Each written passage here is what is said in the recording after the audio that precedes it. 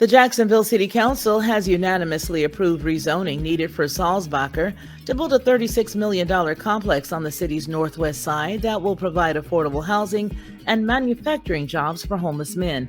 The homeless prevention nonprofit plans to build Salzbacher Enterprise Village on 16.8 acres at Interstate 95's Gold Fair Boulevard and Walgreen Road. The $26 million first phase would be 100 apartment units, and the $10 million second phase would provide job training and a 100,000 square foot manufacturing plant where men and some neighborhood residents would be employed, making modular affordable housing. So the project would not only provide jobs and housing for the homeless men, but it would also help ease the affordable housing crisis, said Darnell Smith, Salzbacher's board chairman. He says, quote, "We do have a crisis in Jacksonville. The men destined to live in Enterprise Village are coming from homelessness, and they're trying to find their way back home," close quote. City Councilman Garrett Dennis said there were 84,000 people on the city's waiting list for federally funded Section 8 housing vouchers. He commended Salzbacher for stepping up to address the issue. He says, quote, "We have to pull together," close quote. Also, Enterprise Village could be a great catalyst for the much-needed future development in that area, said Cindy Funkhauser, the CEO.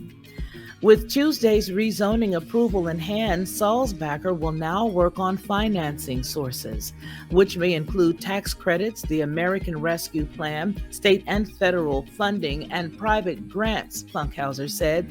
At earlier hearings, the neighbors opposed the project, insisting that existing issues in the community, such as the high crime rate, should be addressed before new developments are allowed.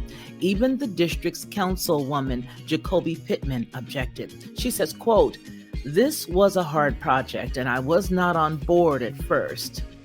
Well, Salzbacher's officials and the developers say they understood the residents' concerns and would take steps to address them. Among other things, the project will include neighborhood improvements and a health clinic that will be open to neighborhood residents. Quote, "When you're doing something different in the community, you have to consider bringing something good," Pittman said, adding that she would be watching to ensure the neighborhood is cleaned up with such items as landscaping and sidewalks. She also says, "I'm going to hold you accountable," close quote.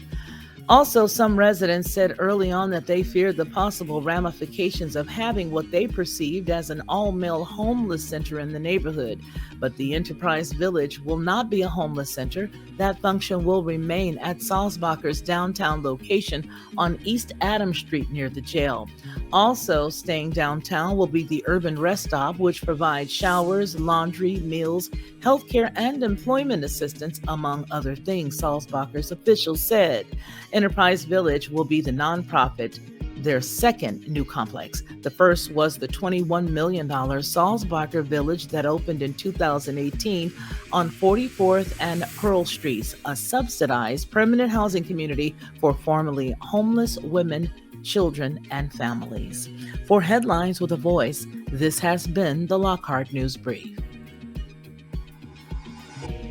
Lockhart Perspective.